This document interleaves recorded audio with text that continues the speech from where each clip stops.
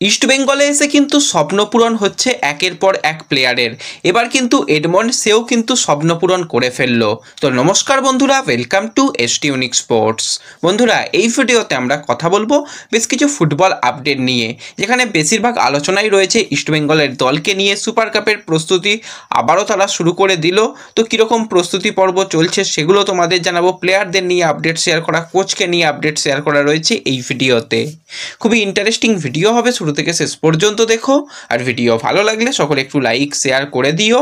আর যারা চ্যানেলে প্রথমবারের জন্য এসেছো, মনে করে চ্যানেলটাকে সাবস্ক্রাইব করে নিও, তাহলে প্রিয় দলের খেলার সমস্ত আপডেট তোমরা এখানে পেয়ে যাবে। তো চলো আর দেরি না করে ভিডিও শুরু করা যাক। তো শুরুতেই যদি আমরা একটুখানি ইস্ট বেঙ্গলের প্রস্তুতি পর্ব নিয়ে কথা বলি, তো ইস্ট বেঙ্গল কিন্তু সুপার কাপের জন্য প্রস্তুতি পর্ব শুরু করে দিল। যেরকম কথা সেরকমই কাজ। 10 তারিখ থেকে কিন্তু প্রস্তুতি পর্ব শুরু হয়ে গেছে ইস্ট বেঙ্গলের। তো প্রস্তুতি পর্ব নিয়ে কথা বললে আমরা ভেবেছিলাম প্রথম দিনে সমস্ত প্লেয়াররাই হয়তো উপস্থিত থাকবে। না, সবাই উপস্থিত নেই, সেখানে বেশ কিছু প্লেয়ার অনুপস্থিত ছিল। তার মধ্যে প্রথম জন সেটা হচ্ছে গোলকিপার গিল। তাকে কিন্তু প্রথম দিনের অনুশীলনে দেখা যায়নি। এছাড়া ইস্ট বেঙ্গলের কোচ অস্কার ব্রুজন, সেও কিন্তু এখনও পর্যন্ত কলকাতায় আসেনি, তো তাদের তো দেখা যায়নি। তার সাথে বিদেশি প্লেয়ারদের নিয়ে কথা বললে সল ক্রেসপো, তারও কোনো রকম খবর পাওয়া যায়নি। খুব সম্ভবত সেও কলকাতায় আসেনি। সল হয়তো কোচের সঙ্গেই একসাথে আসবে। কোচ আরও একটা দিন হয়তো তার আসতে সময় লাগবে, তো কোচ 12 তারিখের মধ্যেই চলে আসার কথা রয়েছে। তো কোচ এবং সল ক্রেসপো খুব সম্ভবত একসাথেই আসবে। এবং বিদেশি প্লেয়ারদের মধ্যে যদি কথা বলি, তো 5 জন বিদেশি প্লেয়ারকে নিয়ে ইস্টবেঙ্গল প্রস্তুতি করেছে। তো সেখানে হামিদের দিকে বাড়তি করে নজর দেওয়া হচ্ছে, কারণ হামিদ এমন একজন প্লেয়ার যে কিন্তু ইস্টবেঙ্গলের জন্য গেম চেঞ্জার হতে পারে। ইস্টবেঙ্গলের গোল করার জায়গার যে লোকের অভাব, সেটা মেটাতে পারে। হামিদ বেশ কিছু ম্যাচে পরপর গোল করেছে, কিন্তু কিছু কিছু ম্যাচে আটকেও গেছে। এবার যেন হামিদ আরও বেশি শক্তিশালী হতে পারে, সেই জন্য হামিদকে ভালোভাবে প্রস্তুতি নেওয়ানো হচ্ছে। এবং অস্কার না থাকলেও কিন্তু অস্কারের সহকারী কোচ তারা কিন্তু প্রস্তুতি পর্ব চালাচ্ছে। এবং প্রথম দিনের অনুশীলন যথেষ্ট ভালো হয়েছে। হ্যাঁ, প্রথম দিনে সবাই নেই যেরকমটা বললাম, সেখানে প্রথম দিনে অনুশীলনে 16 জন প্লেয়ারকে নিয়ে প্রস্তুতি পর্ব চালানো হয়েছে। এবং বেশ কিছু প্লেয়ার তারা জাতীয় দলে গেছে। গোলকিপারের কথা বললে সেখানে গৌরব, সে তো জাতীয় দলের ক্যাম্পে এখন রয়েছে। এছাড়া যদি আমরা ইস্টবেঙ্গলের সিনিয়র ফুটবলারদের নিয়ে কথা বলি, তো ডিফেন্সে আনোয়ার আলী, সে তো জাতীয় দলে সুযোগ পেয়েছে। তার সাথে জয় গুপ্তা, সেও জাতীয় দলে কলাপ পেয়েছে, তোমাদের জানিয়েছিলাম। এবং তার সাথে নাওরে মহেশ ছিল। এবার এই লিস্টে কিন্তু নাম লিখিয়ে ফেললো এডমন্ড লালেন্ডিকা। তো এডমন্ড কিন্তু এই মুহূর্তে ইস্টবেঙ্গলের প্লেয়ার এবং নাম্বার 10 জার্সির কিন্তু মর্যাদা আস্তে আস্তে রাখার চেষ্টা করছে। ধারাবাহিক প্রত্যেকটা ম্যাচে ভালো খেলার চেষ্টা। অবশ্যই আমাদের জাতীয় দলের দিকে তাকালে সেখানে সুনীল ছেত্রীর পরিবর্তক প্লেয়ার আমরা খুঁজে পাচ্ছি না। ইরফানকে বেশ কিছু ম্যাচে সুযোগ দেওয়া হয়েছে, কিন্তু ইরফান সেই not up to the mark হচ্ছে। তো সেই জায়গাতেই কিন্তু এডমন্ডকে ব্যবহার করার চিন্তাভাবনা রয়েছে। তো সেই কারণে এডমন্ডকে কিন্তু এবার জাতীয় দলে ডেকে নেওয়া হলো। তো ইস্ট বেঙ্গল থেকে 4 জন প্লেয়ার জাতীয় দলে সুযোগ পেয়েছে, এবং সেক্ষেত্রে এডমন্ডও কিন্তু জাতীয় দলের ক্যাম্পে রয়েছে। তো অবশ্যই এডমন্ডের দিকে বাড়তি করে আমরা নজর রাখবো, যে তাকে সুনীল ছেত্রীর পরিবর্তক প্লেয়ার হিসাবে ভাবনা চিন্তা করা হচ্ছে। সে কীরকম পারফরমেন্স করে।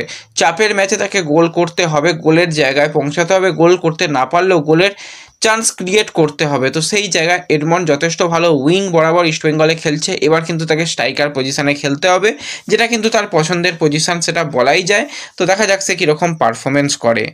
এছাড়া যদি আমরা একটুখানি মোহনবাগান সুপার জায়েন্টকে নিয়ে কথা বলি, তো এই মুহূর্তে মোহনবাগান সুপার জায়েন্টের কোনো রকম ম্যাচ নেই, কিন্তু ভিতর কাজ কোনো কিছু বন্ধ নেই। মোহনবাগান সুপার জায়েন্ট কিন্তু ভিতর কাজ চালাচ্ছে। তারা কিন্তু কোচ তারা কিন্তু চূড়ান্ত করতে চলেছে বলে শোনা যাচ্ছে। তো যেই নামটা সব থেকে বেশি বেরিয়ে আসছে এই মুহূর্তে, সেটা হচ্ছে অ্যালবার্ট রোকা। তো এই 63 বছর বয়সী স্প্যানিশ কোচের সঙ্গে কিন্তু কথাবার্তা ইতিমধ্যে বেশ ভালো রকম চলছে।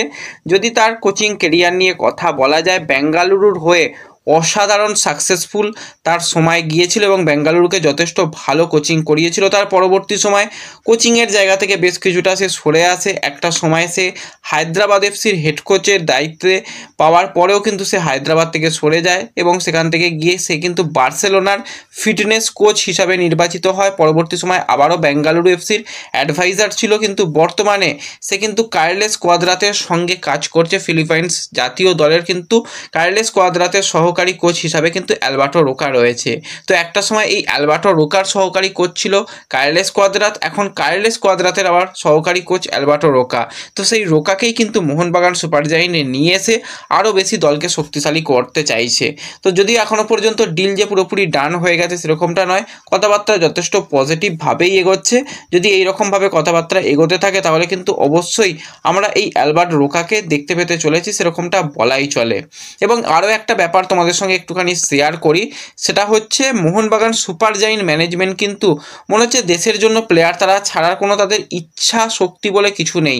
অনূর্ধ্ব 23 দলে কিন্তু আমরা দেখতে পাচ্ছি ইস্টবেঙ্গল থেকে গৌরব সাউ সুযোগ পেয়েছে, আরও একজন কিন্তু প্লেয়ার সুযোগ পেয়েছে, কিন্তু অপরদিকে মোহনবাগান সুপার জায়েন্ট থেকে কিন্তু প্লেয়ার চাওয়া হয়েছিল। পাসাং দর্জি তামাংকে কিন্তু চাওয়া হয়েছিল মোহনবাগান সুপার জায়েন্ট, পাসাং দর্জি তামাংকেও ছাড়ছে না। তার মানে ভেবে দেখো, আবার সেই পাসাং দর্জি তামাং সে কিন্তু বর্তমানে শিলিগুড়িতে টুর্নামেন্ট হচ্ছে, সেখানে খেলছে, তবু তার জাতীয় দলে তাকে ছাড়া হচ্ছে না।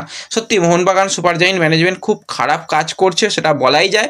যদি এরকম দু একবার এরকম চলতে থাকে তাহলে পরবর্তী সময় মোহনবাগান সুপার জায়েন্টের কোনো প্লেয়ারকেই জাতীয় দলে ডাকা হবে না, সেটুকু আমরা বুঝতেই পারছি।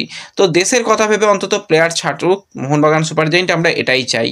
তো ব্যাস এই ভিডিওতেই আপডেটগুলোই শেয়ার করার ছিল। ভিডিও ভালো লাগলে লাইক শেয়ার করে দিও, চ্যানেলে প্রথমবারের জন্য এলে সাবস্ক্রাইব করে নিও। দেখা হবে পরবর্তী ভিডিওতে, ধন্যবাদ।